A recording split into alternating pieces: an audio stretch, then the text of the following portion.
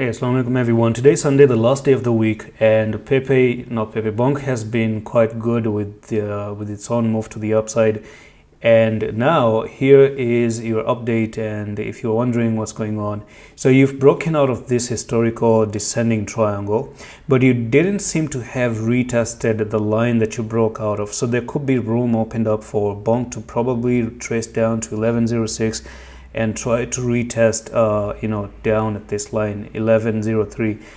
And there's one thing I want to tell you, and you have to be super careful about.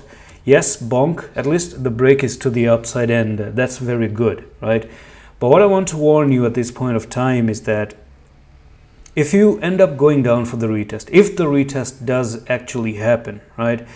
Normally the technical target should be to this 2500, where you have the upper place of the descending triangle. This is where you're supposed to actually come up to 2500, and you're sitting at 1300 right now, nearly 100x or 90% pump. Now that you broke to the upside, and there could be chances where you're looking for that retest because people are trying to maybe long it now, and there could be tiny chances where you go down, you retest, you take stop losses, and everyone was bullish, and then maybe pump back up and move up to 2500. But what I want to tell you is that if you still end up coming down, this is known as retest, right?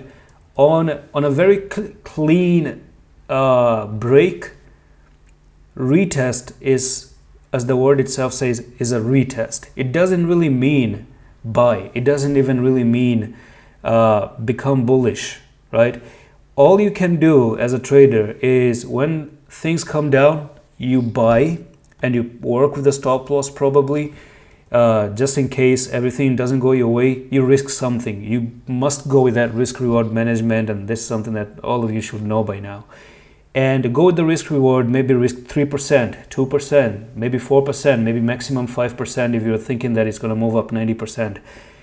And yeah, work with the stop loss. If you end up coming down like this and moving to 955, I'm warning you, then that could be where all you did is make people excited, and this could have been the biggest trap ever. And if you don't believe in traps, my friend, I'm not saying it's going to happen, but the thing is, traps are very popular in crypto if you're new.